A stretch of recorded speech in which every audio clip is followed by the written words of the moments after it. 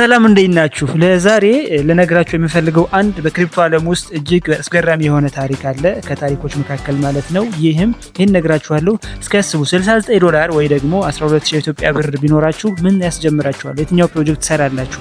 እስኪ አስቡት። ምን ሰሩበታላችሁ? ወደ ያስባችሁበት ቆዩና እኔ ወደ ታሪኩ ልውሰዳችሁ።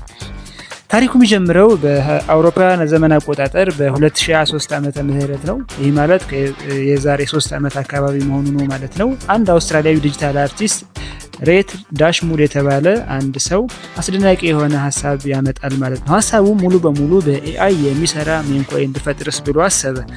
ነገር ግን እቅዱ በቀላል የሚሳካ አልነበረም። በጣም ብዙ ዶላር የሚያስወጣን ፕሮጀክት በ$69 ብቻ ለመስራት አሰበና ይህንን ፕሮጀክት በዓለም አቀፍ የክሪፕቶ ገበያ ማዕከል ወደ ኮይንጁኮ ላይ ካሉት ከፍተኛ የ300 ኮይኖች መካከል ለማስገባትም አሰበ። ይህንን ስራ ለመስራት በመጠቀም ያሰበው ቻትጂቲፒ 4 ነው። ቻትጂቲፒ 4 በመጠቀም ሁሉ ነገር ስቴፕ በስቴፕ መስራት ጀመረ። ይህም ደግሞ ቻትጂቲፒ 4 ተጠቅሞ እያንዳንዱ የኮይኑ እንቅስቃሴ መስራት ጀመረ ማለት ነው። ከነዚህ መካከል የሳንቲሙ ስም ጀምሮ የሳንቲሙ አርማ፣ የሳንቲሙ ቶታል ሰፕላይ ስንት መሆን እንዳለበት ይህ ሁሉ ነገር በቻትጂቲፒ ከጨረሰ በኋላ የፕሮጀክቱ ደረጃዎች ወደ ትልቅ ሶሻል ሚዲያ ኢንፍሉዌንሰር አካውንቱ ፖስት አደረገ ማለት ነው። ለማህበረሰብ አስታወቀ። ማህበረሰቡ ካስታወቀ በኋላ በዚህ ሜም ኮይን ስሙ ቱርቦ ተባለ። ቱርቦ ኮይን ተብሎ ሙሉ ሰፕላዩ ደግሞ ወደ 69 ቢሊዮን ሳንቲም ነበሩ ማለት ነው። 69 ቢሊዮን የዲጂታል ሳንቲሞች ማለት ነው።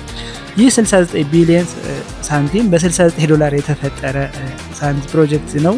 ይህ ፕሮጀክት ቻትጂቲፒ ከፈጠረው በአጭር ጊዜ በኋላ ወደ ፕላትፎርሙ ሊስት ከተደረገ በኋላ የኮሚኒቲ ሰፖርት ስለነበረው በከፍተኛ ደረጃ እየተስፋፋ ዋጋውም ከፍተኛ ደረጃ ላይ ደረሰ። ከዚህም በኋላ በጣም በማይታመን ደረጃ ቶታል ማርኬት ካፑ ወደ $600 ሚሊዮን ደረሰ ማለት። አስቡት፣ በ$69 ሚሊዮን የተጀመረው ፕሮጀክት በ$69 ብቻ የተጀመረው ፕሮጀክት ወደ $600 ሚሊዮን አደገ ማለት ነው።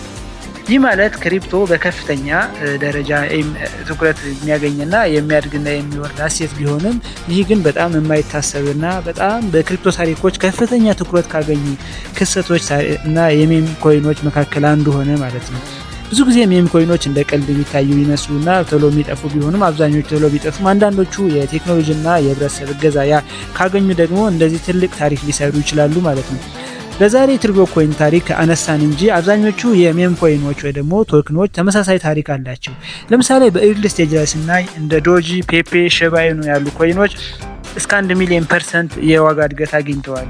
ይህ ማለት $1 የገዛ ሰው $1 ኢንቨስት አድርጎ ወደ ቱርቦ ኮይን ወይ ደግሞ ወደ ሜም ኮይን ወደ $1 ኢንቨስት ያደረገ ሰው ከ500 እስከ $1 ሚሊዮን ያድግለታል ማለት ነው። ነገር ግን ይህ እንደዚህ ይባል እንጂ አብዛኞቹ ክሪፕቶ ፕሮጀክቶች እንደዚሁ በጣም ከፍተኛ የዋጋ ተለዋዋጭነት ያላቸው የመጥፋት ወይ ዜሮ የመሆን እድል ያላቸው ናቸው።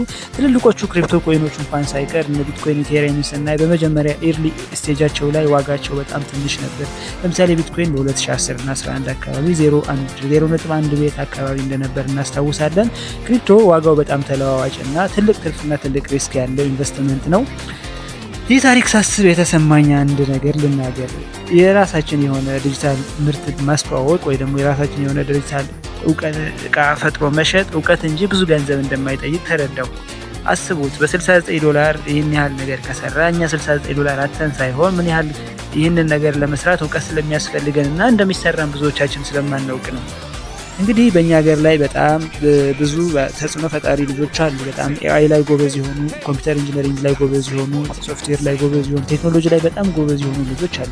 ነገር ግን እኛ በክሪፕቶ ታሪክ እንቅስቃሴያችን በጣም ደካማ ነው። ምንም እንኳን 150 ሚሊዮን ህዝብ ይኖረንም ትንንሽ ሀገራትም ሳይቀር የራሳቸው የሆነ የክሪፕቶ ኤክስቼንጅ እና የክሪፕቶ ሴንተር በማድረግ ወይ ደግሞ ክሪፕቶ ላይ የራሳቸው አሻራ እየፈጠሩና እየተጠቀሙ ይገኛሉ። ነገር ግን እኛ ባለን ህዝብ ልክና ባለን ሪሶርስ ልክ የተጠቀምን አይደለም። ከ150 ሚሊዮን በላይ ህዝብ አለን። ነገር ግን የራሳችን የሆነ ኤክስቼንጅ እንኳን የለንም። በዲጂታል ሲስተሙ ላይ በጣም ደካማ የሆነ የሚባል እንቅስቃሴ እያደረግን ያለን ህዝቦች ነን። እናንተ ምን ትላላችሁ? ይህ ታሪክ እንዴት አያችሁት? $69 ወደ 600 ሚሊዮን ፍሊፕ የማድረግን የክሪፕቶ ታሪክ ምን ሀሳብ ፈጠረባችሁ? ሀሳብ አስተያየታችሁ ኮሜንት ላይ አስቀምጡልኝ። እንደዚሁ ለክሪፕቶ፣ ለፎሬክስ፣ ለቴክኖሎጂ ነክ ዜናዎችና ሀሳቦች የሚመጣችሁ ከሆኑ ቻናሉን ሰብስክራይብ በማድረግ ቤተሰብ ሆኑላችኋለሁ። አመሰግናለሁ።